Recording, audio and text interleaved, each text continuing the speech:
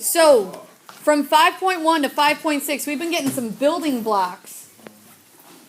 And it all goes back to this quadratic function and what it looks like as a graph. We're going to have this we're going to have a connections test. We're probably looking at either Tuesday or Wednesday next week. We've got to get some definitions down before we really get into the connections. First piece, let's review what a vertex is. A vertex is either the maximum or the minimum point of a parabola. So, vertex, let's just identify where the vertex is at. It's either the lowest point or it's the highest point. So if you draw a sketch of what we see, all you need are the axes and then some kind of parabolic shape. You can even put a point and put a V by it in both places. But either it's a minimum or it's a maximum. Next definition. Axis of symmetry is the line of reflection for a parabola.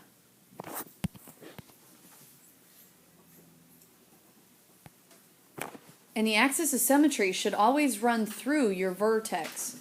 So you can either add these in the sketch you already have in your notes, or you can create a new sketch. But the axis of symmetry should split the parabola in equal pieces, in symmetric pieces. So now an x-intercept. An x-intercept is where a graph crosses the x-axis.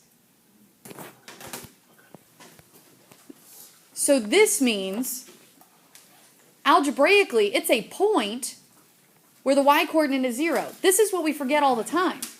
An x-intercept is where it crosses the y-axis. So algebraically, it should look like a point where the y-coordinate is 0.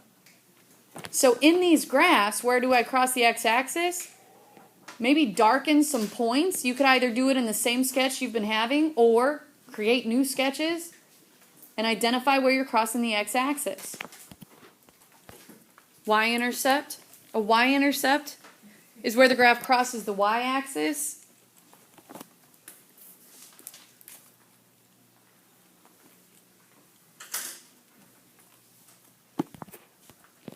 So algebraically, this is extremely important. The 0 needs to be the x-coordinate, and then we're going to have a number in this place.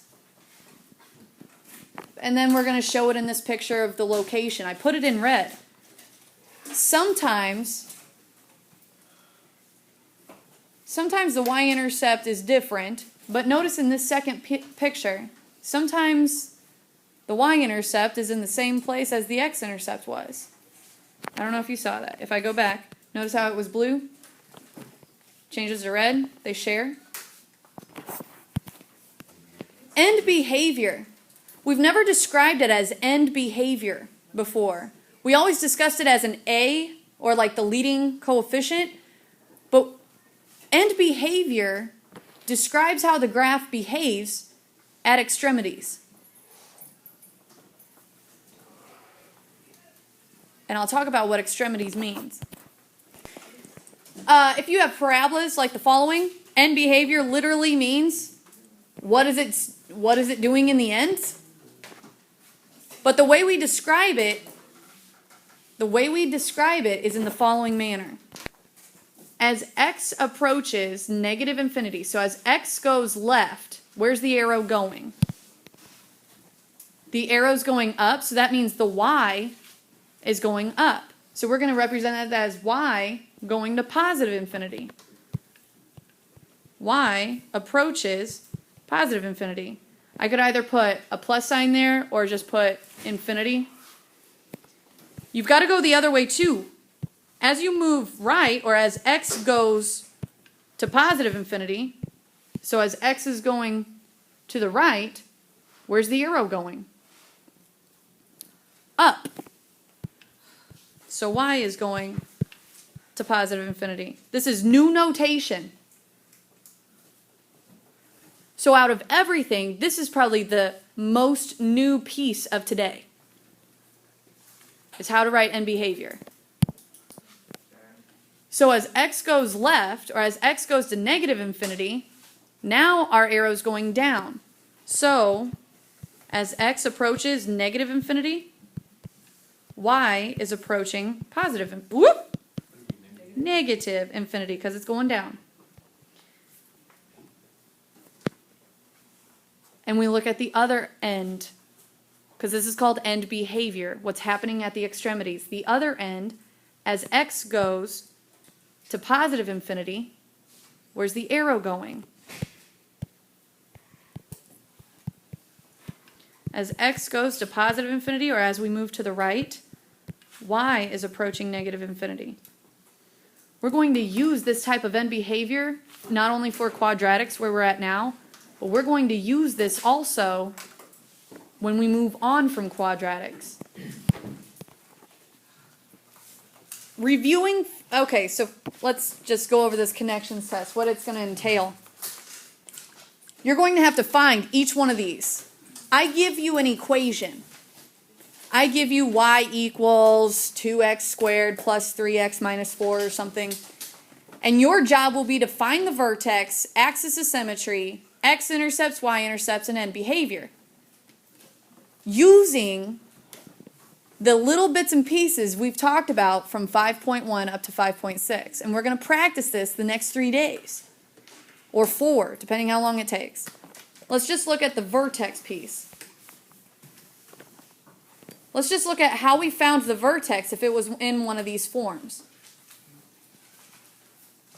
So finding the vertex. To find the vertex, there was a rule where the vertex was going to be whatever the opposite of b over 2a was, and then you had to plug in this value into the original equation to figure out your y-coordinate. Opposite of b over 2a. So example, mini example. Let's say you had the equation y equals, let's do that, 2x squared minus 3x plus 4. So change that to a negative 4x.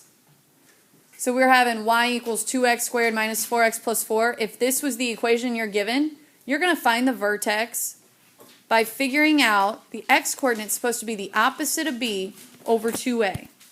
If we tried starting it out like the quadratic formula, the x-coordinate of my point, so I'll put x, the x-coordinate of my point, opposite of b is positive 4 over 2a. I agree with someone that said 1. The x-coordinate to my vertex is 1. But then you have to figure out what your y-coordinate is.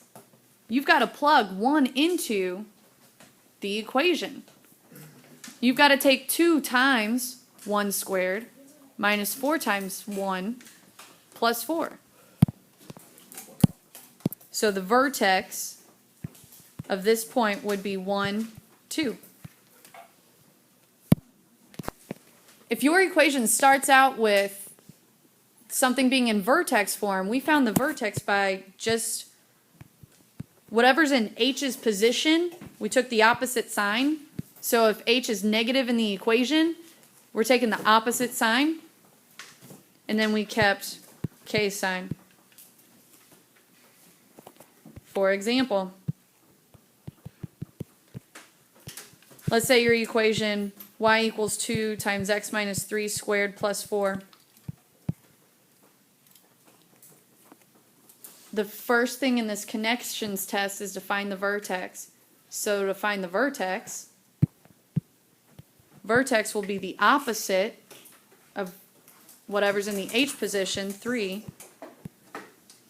K is going to be keeping its sign. The vertex of this is just positive 3, 4.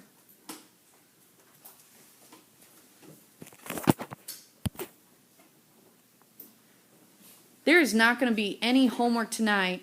Your job, or what we will come to tomorrow, I say your job. Let's just see if we can think about it. Do you remember how to find the vertex from intercept form? This is where we're going to start tomorrow, finding the vertex with intercept form.